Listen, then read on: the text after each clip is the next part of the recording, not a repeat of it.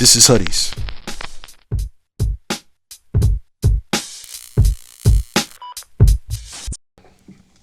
Word, let's do it. Let's do it, let's do it, let's do it. Let's do it, bruv. Welcome back to another dope session of Footies the Podcast. I'm the host, Gar Rashidi, coming at you live from the Skill Suite. Maybe not so live, but we coming at you, man. You know what I'm saying? Let's put one in the air for Hoodies the Podcast. Word, let's get right into this thing. Yeah, you know how we do.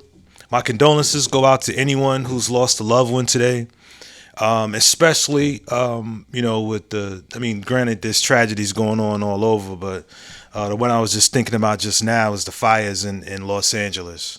You know what I'm saying? My condolences to anyone who's lost their home, their childhood memories, friends, family. My condolences go out to you all, man. Can't even imagine what that's like, having everything that you have, you know what I'm saying, just burned to a crisp. You know what I mean? It's just leveled, gone. Heavy piece, man. Heavy piece. So I send you all some warm energy, man. Also in dope fashion, happy born day to anybody who was born today or who's been here a while. You know what I'm saying? Happy born day to you. I salute you. New life, more life. Yeah, man. So I also want to give out a warm, happy MLK Day, right? I'm not sure when this will air, so MLK Day is tomorrow, but Brother Martin Luther King, Brother Martin, yeah, man, Brother Martin. Listen, I'm at the age where I remember when his born day became a national holiday. I remember we had an assembly at school. I was going to this school called Makash. Yeah, and they had we had an assembly. An assembly, y'all know what that is, where y'all go to the auditorium and they have a presentation. And we went there. I remember you're looking at some of the teachers. Some of them had tears coming down their faces. I was a kid, so I didn't quite understand. I forget what grade, maybe first grade, maybe a little older. I don't know. I can't remember. But I was definitely a kid. So I didn't fully understand. I did understand that there was a celebration of sorts. You know what I'm saying? But I didn't really fully get it. But yeah, I remember seeing teachers and some of them were weeping. You know, some of them had, looks of pride on their faces. You know what I mean? And although once I did get to know about Brother Minister Malcolm, and then Martin Luther King, of course. Once I did become more educated on their plight, what they stood for, well, first of all, they're very similar. Just what they differed in was their tactics. You know what I'm saying? So even though Brother Malcolm's way, that seemed to make more sense to me. It made perfect sense that if somebody, abide by the law, be respectful, treat people kindly, be a decent human being. You know what I'm saying? Treat people with respect, everybody, not just your own kind, but everybody. But if they put their hands on you, you send their ass to the cemetery. You know what I'm saying? Now, granted, that was a little extreme, but I think what he means is if somebody put their hands on you, you defend yourself, right? And that made more sense to me than this whole non-violent thing. You know what I mean? That just made more sense to me. That seemed to me to be more practical, right? But that's not to say that Brother Martin's strategy, that's not to say that didn't come with its own set of discipline, its own set of bravery, all of that. It takes a disciplined man. It takes a brave man to remain nonviolent in a violent world. You know what I'm saying? Brother Martin's family was pretty well off. He didn't have to get involved in the struggle, if you will. He didn't have to get involved in that. He didn't have to get involved with the Montgomery bus boycott and all those things. He could have just watched it on TV like everybody else did. So there's bravery, with his method as well. And see, some people know, but not a lot of people do. They don't know that Brother Martin See, the whole concept of nonviolence had to be sold on him, right? Because when the concept was brought to him, this nonviolent approach, he thought the folk who was telling him, he thought them niggas was crazy. What? People also don't know that Brother Martin had guns. In fact, according to books I've read now, there's this one book that I have, and but I can't see it right now, but it's called This Nonviolent Stuff Will Get You Killed. That's the name of the book, right? Where the author just named instances, with folk that we, not just Brother Martin, but folk we've never even heard of. So in this book, he just listed accounts of people who were in this nonviolent thing, but yet they had firearms. Brother Martin had firearms. He had so many that, according to the author, if you would go to his home and go to sit on his couch, someone would say, "Whoa, whoa, whoa, don't sit there," because there would be guns under the seat. People also don't know that he actually tried to file for a carry concealed, or like a gun permit, something like that. I don't know if carry concealed, I don't even know if that was a thing then. But I do know he tried to get a permit to handle a gun, and he was denied. You know what I'm saying? There's a lot, because in the reason why a lot of people don't know that is because we're shown the same thing annually. It's one of those things that if you don't do the digging yourself, then you'll only know what you're shown on television. And they're only going to show so much. They'll tell you he was nonviolent. They'll play the "I Have a Dream" speech. They'll have different folk, who happen to still be around, to give their accounts of their time with Brother Martin, and then celebrities will, talk about what Brother Martin meant to them, so on and so forth. So it's the same stuff every year. In fact, it's kind of irritating now. I would say that if anybody wants to know more about anything, including Dr. Martin Luther King, start with a Google. Start with a Google and go from there. And you'll see that there's so much to these people than what TV shows, than what the television says. You know what I'm saying? So salute to the legacy of the late and great brother, elder, ancestor, Martin Luther King. Word. How about a moment of silence for Brother Martin? Yeah, let's do that. That sounds right. That sounds right. All right, let's do that.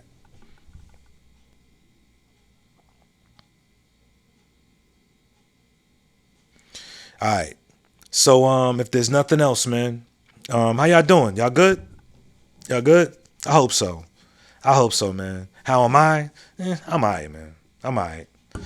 I'm alright, man. I'm going through some things, and I suppose I'll go more into detail at another time. I'm kind of still in it at the moment. So, hey, I'd appreciate if y'all could send me some good energy. I would really appreciate that.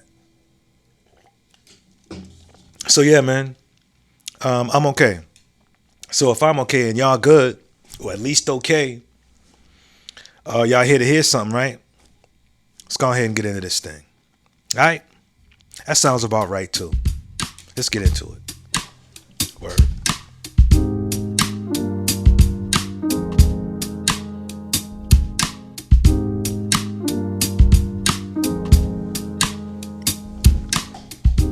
All right. Grape juice. Needed to go ahead and top that off. So, all right. So, today is a rainy day, right? It's wet outside. Not as cold, I'm grateful for that. But when it rains and I happen to be going through a thing or two, I start to be a little bit more introspective. And so I'm looking around. I grabbed something to eat. I'm looking around. I'm just looking at the grass, the trees. It was weird. Just grass, trees, plants, flowers. And I started to think about, watering. Just how, this is really good for, the plants and the trees and the ecosystem and so forth. It was just weird. My mind just went there. And then I started to think about other things like love and, being a gardener and caring for plants and things of that nature, right? And then it's weird. It's weird again. I happened to come across this video with Will Smith, and I don't know. I guess I would like to y'all have probably seen it already, but I would like to go ahead and show just a tidbit of that content that Will Smith did a while ago, and then tap into that. Can I do that? All right. Here it is. The real paradigm for love is gardener flower. So the relationship that a gardener has with a flower is the gardener wants the flower to be what the flower is designed to be, not what the gardener wants the flower to be.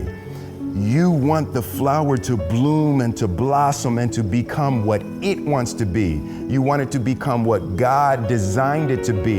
You're not demanding that it become what you need it to be for your ego. Anything other than all of your gifts wide open, giving and nourishing this flower into their greatness is not love. So that is probably the most eloquent and the most beautiful way I've ever heard someone explain what love is. You know what I'm saying? Very eloquent. But isn't that crazy though? Isn't that crazy how here I am, rainy day, thinking, I don't know, grass, trees, flowers, plants, things of that nature, and then boom, I see that. You know what I'm saying? Here I am just watching it, and that's just a clip of the video I saw, but then boom, how ironic it is to come across love, which I started to think about as well, and gardening or being a gardener. And that's a beautiful way you put that. And I would like to just reiterate a lot of what Brother Will said. You know, I happen to agree with a lot of what he said. You know what I'm saying? Watering plants, watering, the people around you, be it your offspring, your significant other, your friends or whatever. You know what I'm saying? Just water them and like pouring into them and allowing them space, to just bloom and blossom and be who they were meant to be, right? He used the term God, whomever your God is, whatever. I ain't here to debate that, but just watering someone and pouring into them and allowing them, space to just be who and what they were intended to be. You know what I'm saying? Not trying to change them, not trying to mold them into what you like them to be, just giving them room, some wiggle room to be who they were meant to be. And that's a beautiful way of putting it, right? And so I'm sitting here and I'm also thinking about what happens when you overwater plants. You know what I'm saying? I believe it's only, I don't know. It doesn't just happen with plants, because let a tree be somewhere where it's just been like some serious rainfall, just downpouring, just serious downpour for an extended period of time. I've literally seen trees tip over and watch the root, just tap, just the root just lift up and the tree fall down.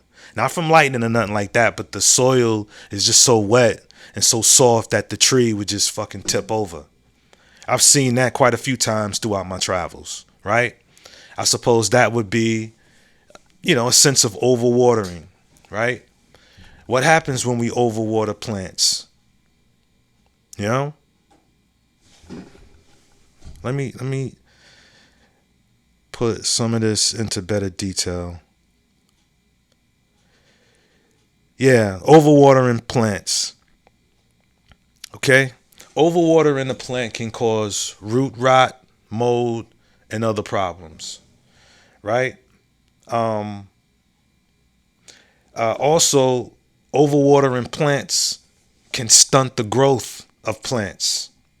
Overwatering can cause stunted growth due to root damage, nutrient deficiencies, and stress. You know what I'm saying? Overwatering can cause plants to wilt. You know what I'm saying? When the soil is wet. How do you fix an overwatered plant? I just want y'all to follow me. Follow me here. I'm getting there. How to fix an overwatered plant. Remove excess water, not access, but excess water.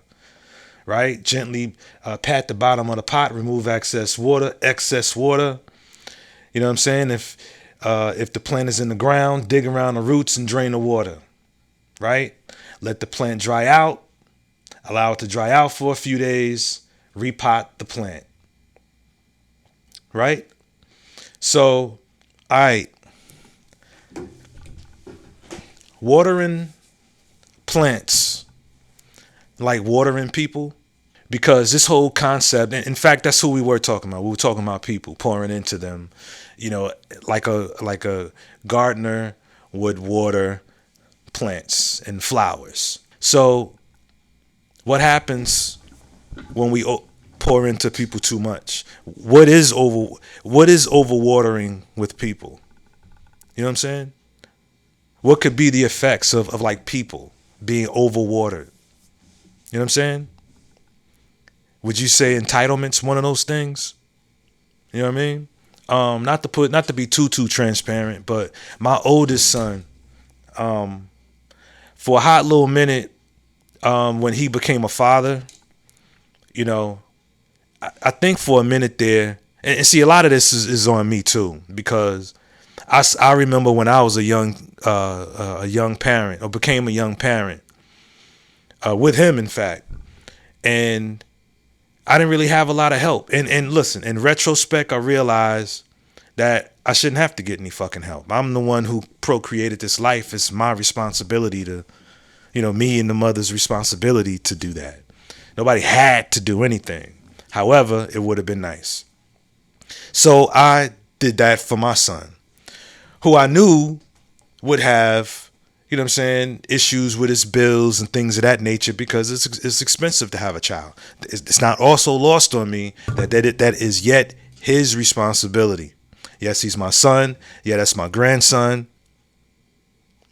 But that's not my responsibility to take care of that life when you created it. I can help, but it's not my responsibility. It's his. However, it would be nice. So I did that. And I did that for a time. I'm not talking greasy about my son. If y'all, well, maybe I don't know. I'm not necessarily sure if I've disclosed that. But right now, my oldest son and I, we don't necessarily see eye to eye right now. It's not the first time. We'll be back. It's growing pains, right? But let's just say, long story short, when the money stopped, so went the respect. Don't get me wrong. I'm that father, like I've stated before. I'm that father that I'm not going to bombard you with wisdom. That's just not who I am. I'm the man. I'm who you go. I'm who you go to when you seek wisdom. You know what I'm saying? So I water all my sons. I water. But I was also watering financially as well. And when I stopped watering, when the water went away, so did the respect. Because the watering, I'm of the belief of, I overwatered that plant. I overwatered the plant. Right? And those roots got rotten. Mildew, if you catch my meaning. You know what I'm saying? Growth was stunted.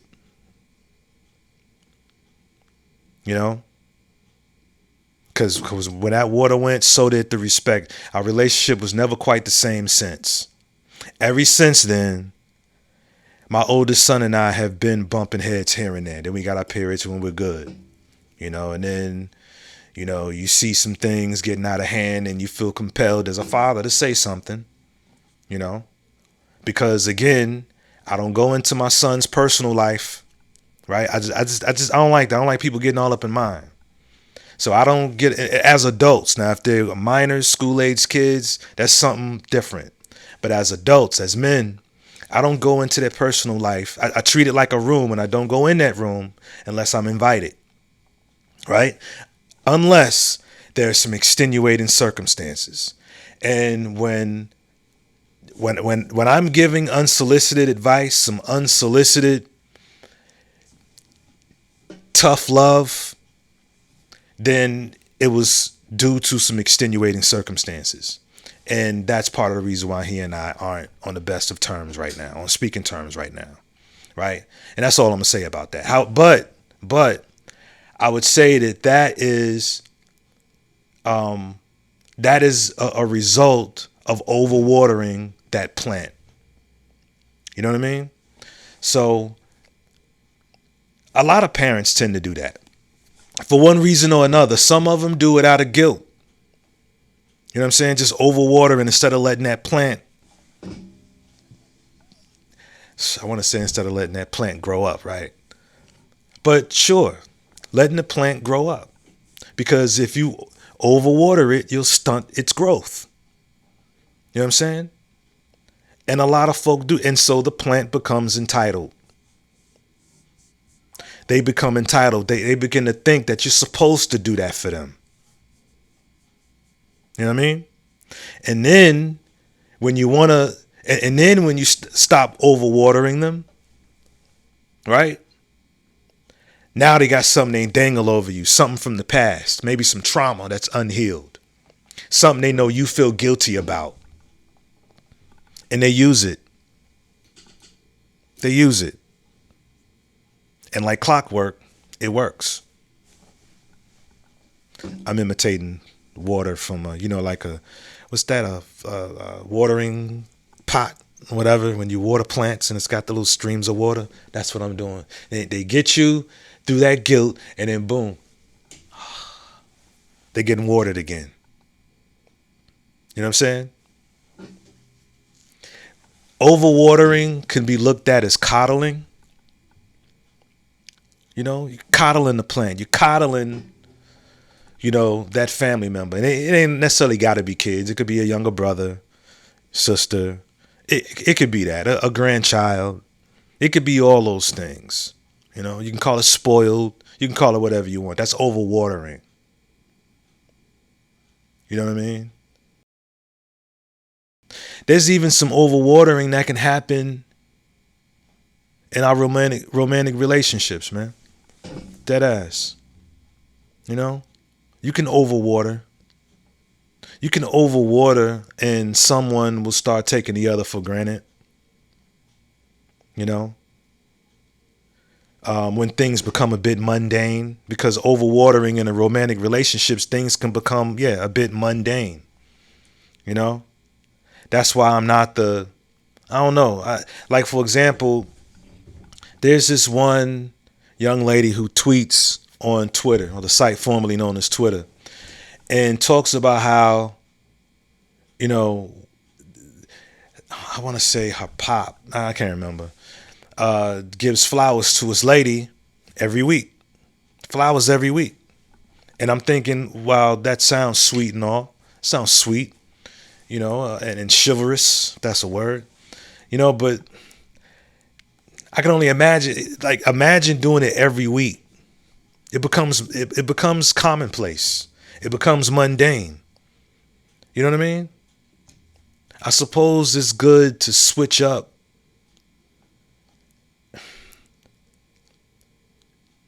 and, for a lack of a better term, not water the plant so much. Well, yeah, because you become predictable.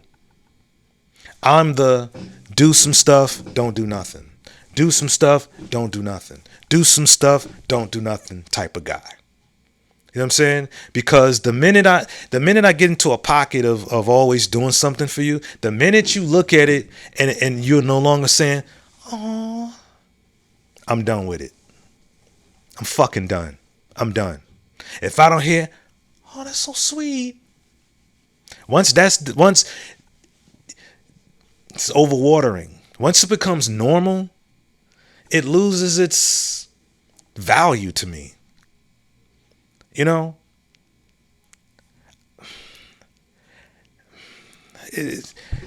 Look, maybe it's just me. I regulate water. I regulate how much water. You know what I'm saying? I do. Ooh, I got a puppy biting, pulling at your shirt. Look at that. Biting, pulling at it. Word, I love it though. It's one of my favorite hoodies, by the way. I'm a gray hoodie wearing fool.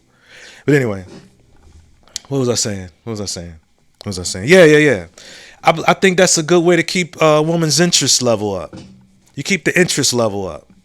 You know what I'm saying? Keep doing the same thing. It becomes it's not as interesting as it once was. I got to do something, then not do nothing. Then do something different, then not do nothing. Then do something different, then not do nothing.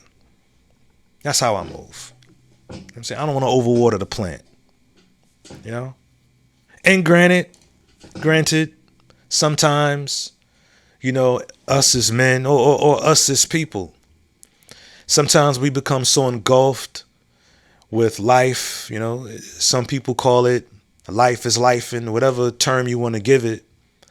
Sometimes, you know what I mean? Sometimes, we're not watering the plant very much at all. You know? Yeah. Watering your romantic plant could be something simple. You know what I mean? Because I'm kind of all over the place, right? I suppose there's all kinds of ways to water a plant, but properly watering a plant, I think, is doing little things. You know what I mean? Like when your lady leaves a Post-it on your car. Just have a great day. I love you. Sometimes you be needing that. You know. Or sometimes when, if you're a man, you're home. I guess it doesn't matter what gender, right?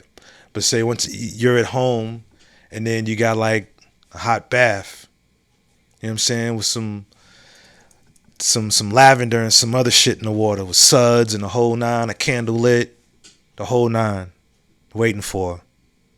You know what I mean? That's watering. Sometimes it could just be warming up her car in the morning so she's not stepping into a cold car. You got the heat warmers on and whatnot. You know what I mean? That's watering. That's proper. I think that's proper watering. And then the rest, we're people. So as people, the possibility of being inconsistent, that's always there. And it happens. Become a little complacent. Think a lot of parents overwater they sons and daughters. You know what I mean? Then a sense of entitlement comes through. That's the trade-off. Because you think you're helping the plant. You think you're helping them. Water, just water. You think you're helping them, but you're killing it. You're killing the plant. You're overwatering it. The roots are starting to rot. It's starting to wilt a little bit. Soil is too fucking wet. You're stunting the growth. And I don't think overwatering a plant is allowing that plant, to grow and blossom into what it was meant to be. It can't. How? You're overwatering it. Overwatering it kills it. Overwatering it stunts its growth.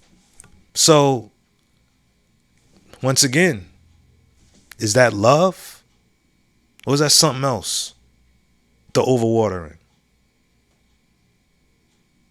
Is that love?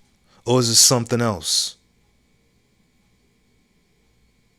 Guilt, maybe. I'm doing this because I probably wasn't on my square at a particular time throughout my, son or daughter's childhood, or my little brother or little sister's childhood. There's a father somewhere right now overwatering, a plant. One of his kids overwatering a plant out of guilt. They're killing that plant. They're killing it. And all that, and that plant is just using you. Get money, place to live, just access to something you can provide out of your guilt. There's a father somewhere doing it right now. There's a mother somewhere doing it right now. You know what I'm saying? I mean, granted, if as a parent you wasn't there at all, then but at some point you're gonna have to fall back on the watering. At some point, because you'll kill that plant. And listen, if I've lost any of you with all the watering and the plant talk, then maybe I'll catch you on the next episode. You know what I'm saying? But I just thought that was really profound. You know what I'm saying? And I'm of I'm of the belief that overwatering a plant is it's not love. It's something else. Sometimes plants too big for the flower pot. Sometimes you need to take it out, or the plant needs to be taken out of that flower pot and put into a bigger one. It's too big for this one. Let's put it into a bigger. Got to get some more potting soil and repot it in something bigger. Y'all can chew on that for as long as you need to. That's one of the best ways I've ever heard. That's one of the best ways I've heard love explained. It's allowing someone to be their true, authentic selves. You know what I mean? To be, being gardeners. Hey, you got to also remember to water yourself. While you're getting some sun, you got to water yourself as well. You know what I mean? You still got to grow. You still have a true, authentic self to be yourself. You know, and I'm just gonna say for real that when I stopped overwatering, I was then able to water myself. You know, and I never really talked about why I overwatered. I overwatered because of some guilt. So, hey, maybe I'm projecting. I'm not though, but I overwatered out of guilt. Okay, and I don't mind sharing, but my two oldest sons were living with me. It was a single dad for some years. And when their mom said she had, they were staying with me, she didn't have it all together. And when she told me that she did, and she'd like them to come live with her, at this time, I'm just getting out the military. I'm thinking about going to school myself. This is when I was trying to do film school. You know what I mean? See, all this stuff wasn't out yet. You know what I mean? Podcasting and, y'all seen the documentaries on here if you are followers of my content. If not, then scroll down and see for yourself, right?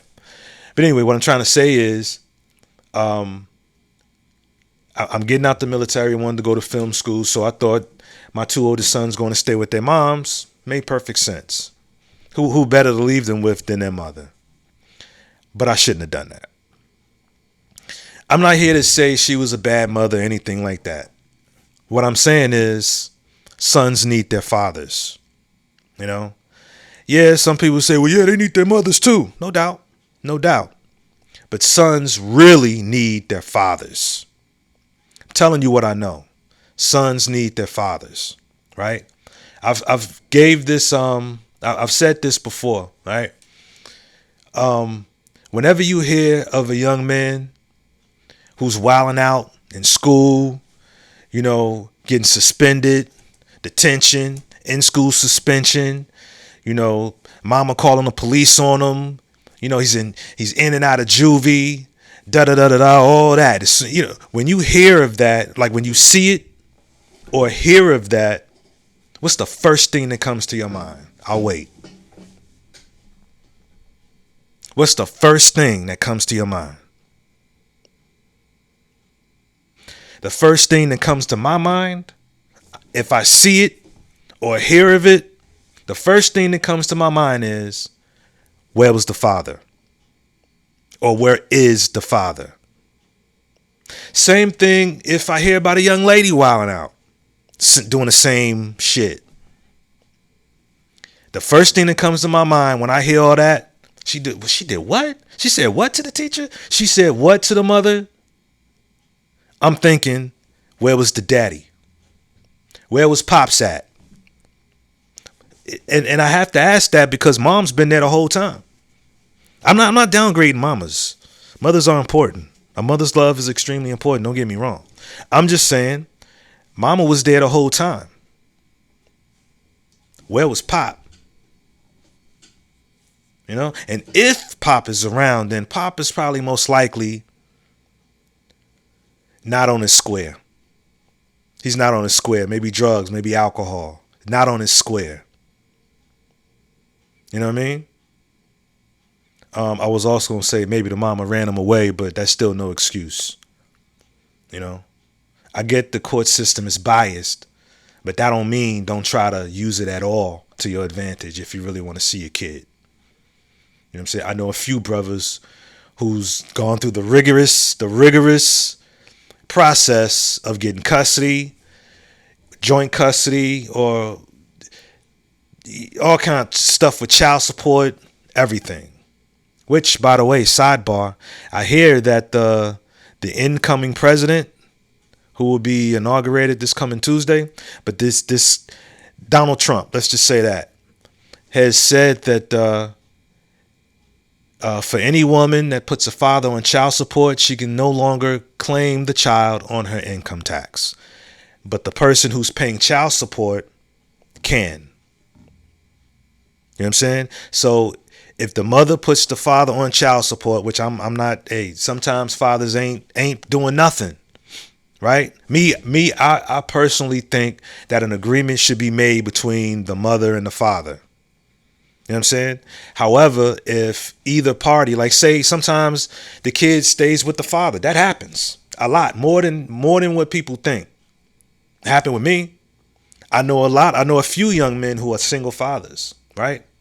So if whichever parent is not upholding the end of the bargain, sometimes you gotta go through the system. You know what I'm saying? Sometimes, we bring it on ourselves. Right? So you know what I mean? Like, so the custodial parent is already getting child support. So it's almost like a double dip. Almost like a double dip to then claim them on your taxes and get a tax return. I think the parent who's paying child support, I think that's kind of cool.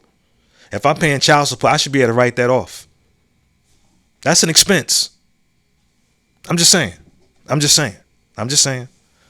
So, end of sidebar. Yeah. Damn, lost my train of thought, man. I'm kind of all over the place tonight. But I think I made my point.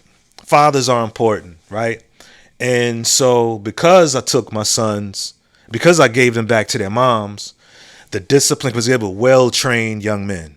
We would fly from, when I was stationed in Pearl Harbor, we would fly from Hawaii, fly to see my family in Chicago, whatever, right?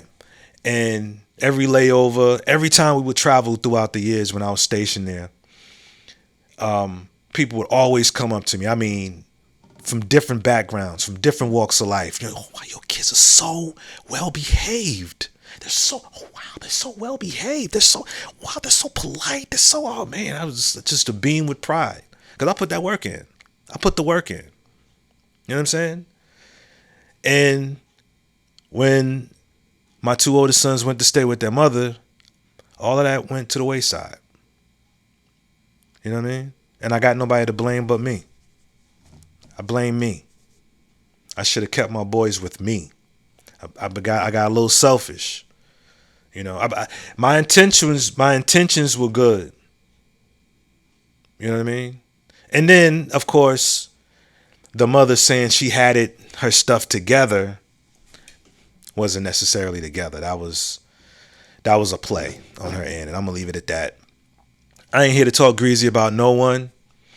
You know what I mean? But just sharing with you what I felt guilty about. But at some point I had to, I had to forgive myself. Hey, what I did is what I did. I had to forgive myself and get past it. And also realize that I'm not responsible for what my sons do as adults. At some point, you can't keep pointing the finger or using certain things as an excuse. At some point, you got to say, you know what? I made the decision to do whoop-de-whoop-de-whoop.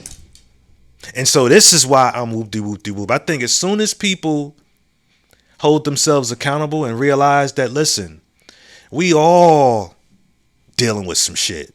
We've all been through some shit. So you ain't special. I mean, well, you are.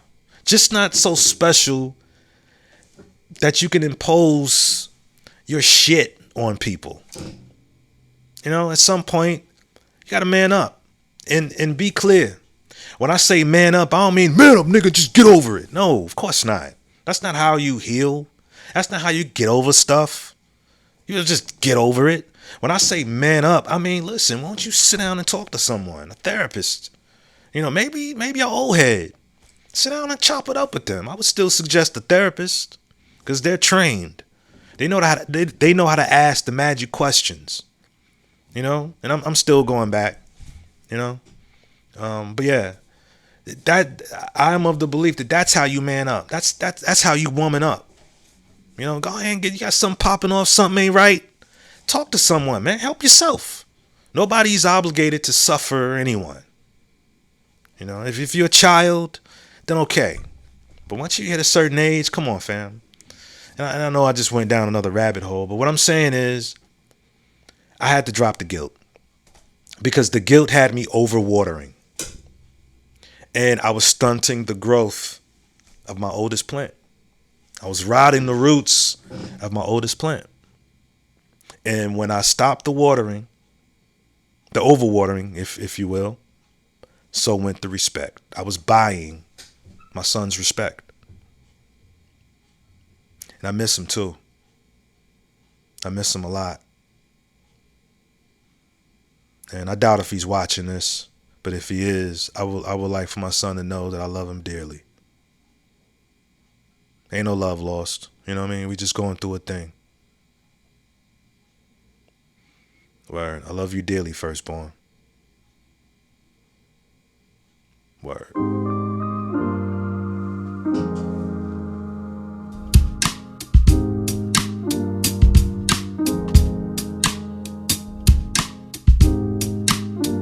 So yeah, man, I'm gonna get out of here.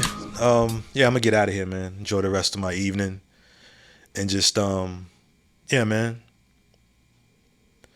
Just just cool out. You know what I mean? Just get some rest. Meditate, kick back, and do my thing, yeah? Alright? So y'all stay up, man. Thank you for watching. Thank you for listening to me babble. Thank you for your likes, subs, and shares. I think I got another subscriber. So yeah, thank you for subscribing. Give me about 4 more podcasts before you decide to unsubscribe. You know what I mean? Now, I understand I may talk about a couple things. I'm not very religious. I don't really rock with politics like that. You know what I'm saying? But, so I can understand if that might turn you off. But give me about 5 more podcasts. I mean, unless you want to binge and watch everything, I'll say do that. You know what I mean? Because I'm lit. You know what I'm saying? I speak my mind and yeah. But anyway, thank you for subscribing. And for everybody else, including you, you've been here this long, right? You've been here this long. If you've been here this long, go ahead and hit the like button. Just go ahead. Don't be lazy. Just hit that like button. Hit that thumbs up real quick. You know what I mean? Hit the subscribe button. Go ahead. Go ahead and do that right now. Word. And one more sidebar before I get out of here. So, about politics and the whole adage about local politics, politics on a municipal level. Check this out right here. You all sit up there and said you will not allow Trump to come in here and get these illegals. Yeah, you can smile. We're in $1 billion deficit. And you spent Half of our money, half of that on illegals. You campaign and double down that you would not raise property taxes. I won't raise your property taxes. You wanted to raise our taxes $300 million. They shut it down. Now we back here for $150 million. Okay. See, this is what we asking now. Since you want to crash out, some of y'all say y'all willing to go to jail for it. Trump, Tom Homan, make an example at this right here first. Please come here first. Spend our tax dollars to go. Michael Rodriguez, you said to take Trump to court to protect these illegals. That's cool because we about to make all of y'all aldermen famous. Y'all think this is how it's gonna ride? I think not. Flip Chicago red. We not playing. This was going to happen to you. You got Cash Patel and Pam Bundy that you're going to have to deal with sooner than later. Then it's going to be an audit. Next, it's going to be an investigation. Then it's going to be an indictment. Conviction. That's what's going to happen to you. Mr. Brandon Johnson, I'm up here. I am speaking right now, so I would love your undivided attention, please. I'll wait. So this just proves to you the lack of leadership that you show in this city. You can't even give me straight eye contact.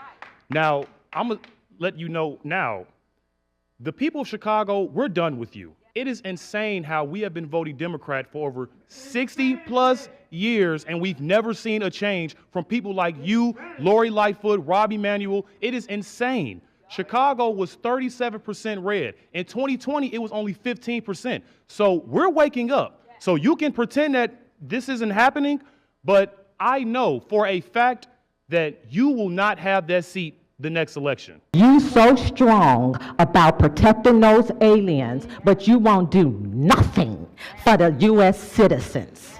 I got a great way how we can what we can do with this budget. First, let's start with cutting off illegals, getting free everything. Free housing, free schooling, free food. Yeah, let's start with that. That'll save us a lot of money. What, $600 million? Let's start there. Then let's start with your salary. You are going down in history as the worst mayor in America. Let's start with cutting yours. You making too much money. Let's start there. You Democrats, and you remember you told us to defund the police? Remember, you ran on that. Remember, you was the defund the police? Let's start with that. Let's defund the police detail that you have. And let's put the police back in our neighborhood because we're not for defunding the police. Won't you just practice what you preach? Remove all the details. We saw you coming in today. You had all the police presence. So let's take some of that away. So, all right, so from that, I've deduced probably something a lot of you already know. So allow me to, walk into the room with the rest of you and say, I'm starting to almost get it, almost. But I still keep my same sentiments, and let me explain what I mean. What I mean is, I get it about the local elections now, because see, on a federal level, it's hard to hold a candidate accountable once they get your vote and say they win. It's hard to hold them accountable because they're way over in DC or buttfuck nowhere. So it's, how you gonna hold them accountable? Good luck getting into the White House. Good luck pulling up on them, Now with the local candidate, be it mayor or whatever, see, at least they're local. So sure, while my sentiments are still the same, that politics is just a bunch of politicians, just a bunch of lying ass, money hungry, manipulating whatevers. And I know that's a pretty broad brush, So salute to the politicians who actually give a damn. Salute to the ones who haven't been compromised, but have to kind of bend a little bit, to bend a little to gain a lot, right? So I'm saying that to say that just because it's local doesn't mean that that politician ain't just yanking your chain. Because as you can see there, that sister's pretty angry. All of them are pretty angry at that dude. You know what I'm saying? Pretty angry. So unlike the federal level, at least on the local level, and I guess that's called a town hall meeting or something like that. I don't know much about local politics. I don't rock with politics at all. So I just lumped them all up together. And you can see why. That dude didn't make good on nothing. So he ain't making good. So a lot of them ain't no different. So, some of them have presidential aspirations. So they playing the game. But again, at least they're local. You see what I'm saying? And you can pull up to a town hall meeting and actually voice your concerns. You can voice your disdain for this dude or this woman, which is something that's different from the federal level. You see what I'm saying? So my heart is starting to soften after discovering that video. It's starting to soften when it comes to local politics.